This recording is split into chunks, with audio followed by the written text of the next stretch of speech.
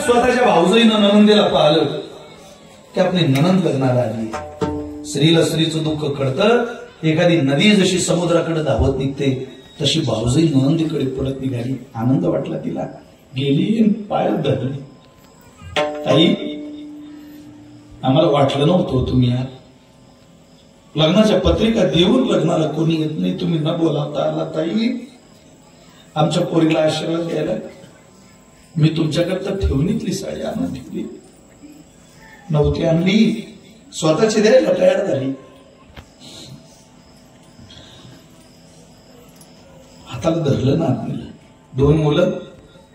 वहिनी तुमच्या भाचे. असं भरून आलं तिला. असं वाटलं 7, 8, 10 वर्षाची पोरं झाली. सांगा मामी म्हणून आपण आपल्या ननंदीची पोरं पाहिली नाही अजून. काय कठीण आहे. किती पैसा मोठा झाला. दोन्ही भाच्यांना पोटाशी धरलं. आत घेऊन गेली. नवीन ठेवणीतली साडी काढायला लागली आणि भाऊ आला. त्याला समजलं बहीण आली. त्याच्या कपाळावर आठ्या पडल्या. तू इथं का आलीस? मी तुला बोलावलं होतं का?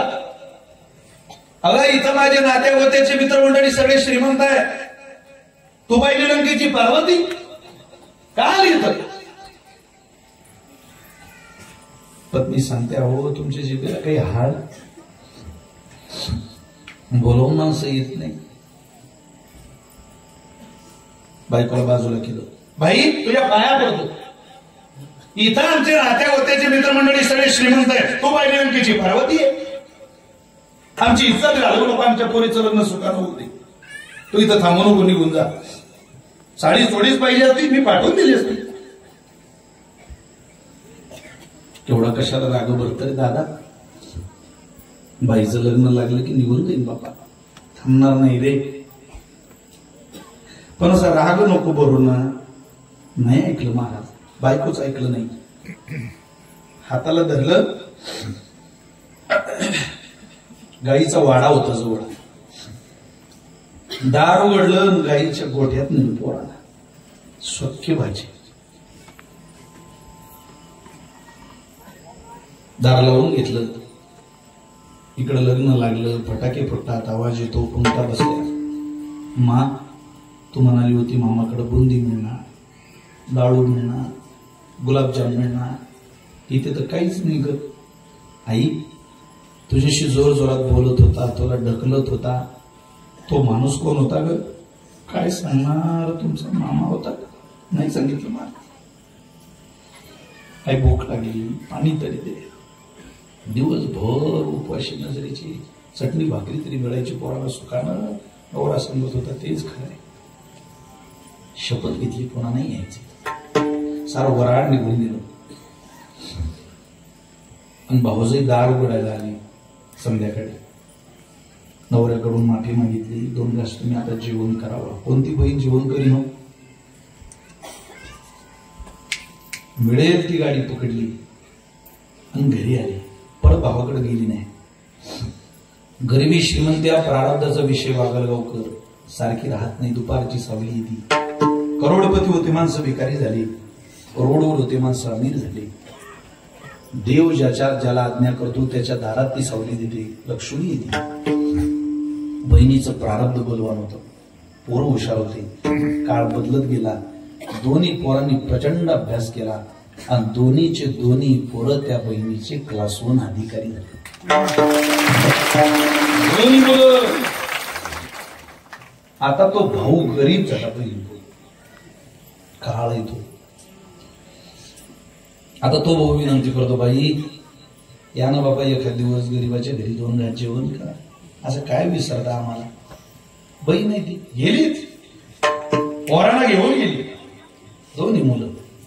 ताफा, सिक्युरिटी, बसायला पाठ, ताटाला पाठ, सगळी व्यवस्था. ताई जेवायला बसली. बहीण म्हणते, दादा एक पाठ आण रे. कशाला ताई? आण. पाठ आणला. दादा एक ताट आण रे. कशाला ग ताई? आण बापा. पाठ आणला. पाटावर ताट ठेवलं. त्या ताटामध्ये बहिणीनं गळ्यातली गडसरी, गौपोत, मणीबंद, कटीबंद, नाकातलं, कानातलं, गळ्यातलं, हातातलं सगळं सोनं काढलं आणि त्या ताटात ठेवलं. तिथं गुलाबजाम ठेवला. तिथं जिलेबी ठेवली. काय असतील ते पदार्थ ठेवले. बाई ते काय करतो? जीव घालते ना दादा याला. अगं सोनं आहे ग माझी तायडी, सोनं कुठे जेवत असतं का?